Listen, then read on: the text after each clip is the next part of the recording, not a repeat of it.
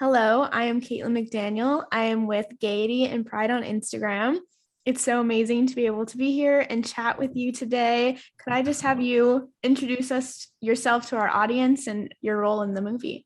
Sure, nice to meet you. My name is Joshua Henry, and I play Roger Bart in Tick Tick Boom, who is one of Jonathan Larson's uh, really great friends. He's been a supporter of his since they came up doing summer stock theater as kids together, and now he supports him in workshops and this particular workshop of Tick Tick Boom.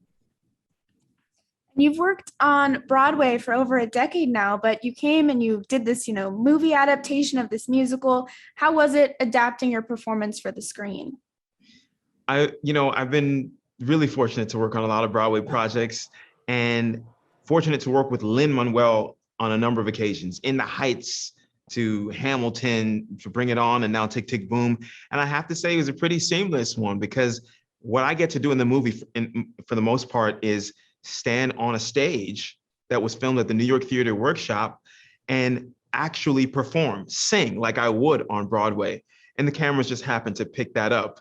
But the other scenes that I have are, in support of Andrew Garfield and the character that he plays, and you might see me in the workshop where he's developing Superbia and all his other projects before the world knew who Jonathan Larson was. So it's great to be able to support, Jonathan Larson on screen as I did Andrew Garfield as he was coming into this incredible role. It just felt like part of the theater tradition of supporting one another.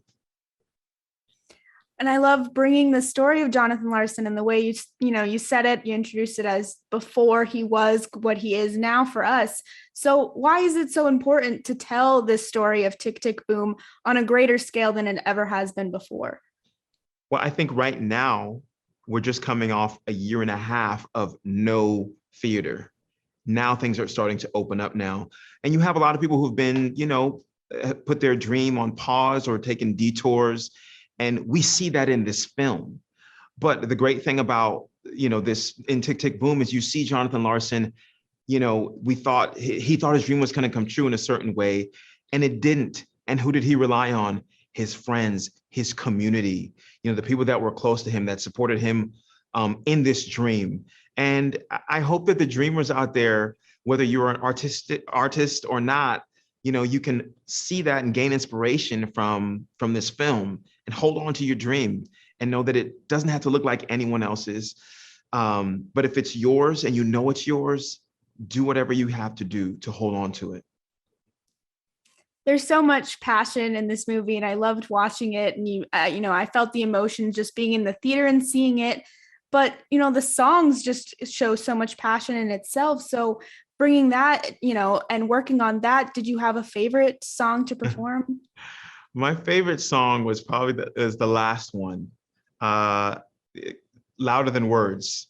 And it's because of two lines that Jonathan Larson just put in there. And they're questions that he has. And you see throughout the movie, he's writing all these questions. Cages or wings, which do you prefer? And fear or love, baby, what's the answer? These questions that we have to wrestle with. He was such a mindful artist, both of what he had to offer the world and in, helping us to ask these questions minute to minute.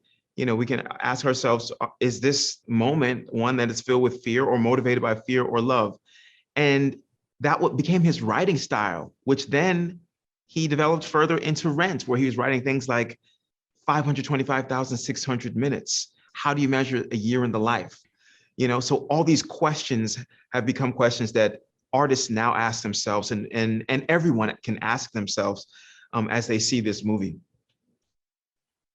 Well, thank you so much for chatting with me today. This has been so great, and congratulations on the film. Thank you so much, Caitlin. Thank you.